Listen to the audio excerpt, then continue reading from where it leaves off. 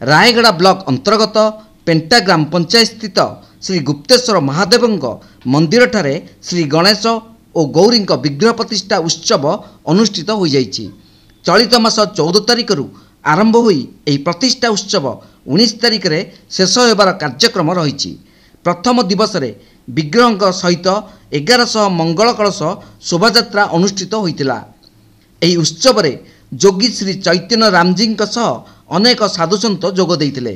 एही अवसर रे नामाचार्य सत्यनारायण पाणिग्राही तत्वबोधन रे अष्टप्रहरी अनुष्ठित होइतिबा बेले ब्रह्मश्री जगदीश शर्मा द्वारा विग्रह प्रतिष्ठा समापन होइतिला।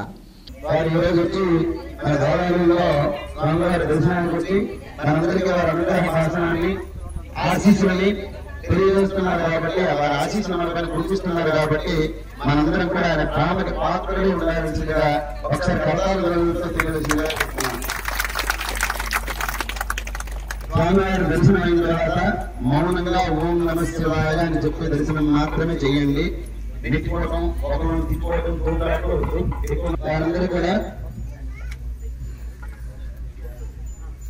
అటు వచ్చిన తర్వాత స్వామివారి యొక్క అనుగ్రహ భాషణం ఇస్తారు, మంగళ శాసనములు. మనందరం కూడా పరిపూర్ణంగా స్వీకరిస్తాం. ముందు స్వామి దర్శనం అయిన తర్వాత వచ్చి మీరంతా ఇక్కడ కూర్చుంటే వారి అనుగ్రహ భాషణంతో ప్రారంభమవుతుంది. దర్శనమైన తర్వాత కుంభాభిషేకం అయిన తర్వాత అందరూ స్వామివారి యొక్క ప్రసాదాన్ని భుజించి వెళ్ళాలి. ఎవరు వెళ్ళకూడదు స్వామివారి ప్రసాదం తినకుండా, సరేనా? రఘు महाशिवरात्रि अवसर में आखपाख अंचल श्री महादेव दर्शन लाभपाई प्रबल जनसमागम होता। चांदेली थाना पुलिस अधिकारी माने उपस्थित रही भक्त मान श्रृंखलित दर्शन में सहयोग करते। आयोजक कमिटीर सदस्य तथा पेंटा ग्रामवासी माने शांति श्रृंखला रक्षा करने सह भव्य रूप से उत्सव समापन पर समस्त प्रकार साहाय्य सहयोग करुवा देखा मिलता।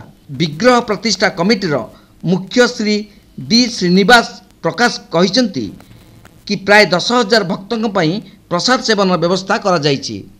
रायगड़ू नीलांबर मिश्र रिपोर्ट, तीर्थक्षेत्र लाइव।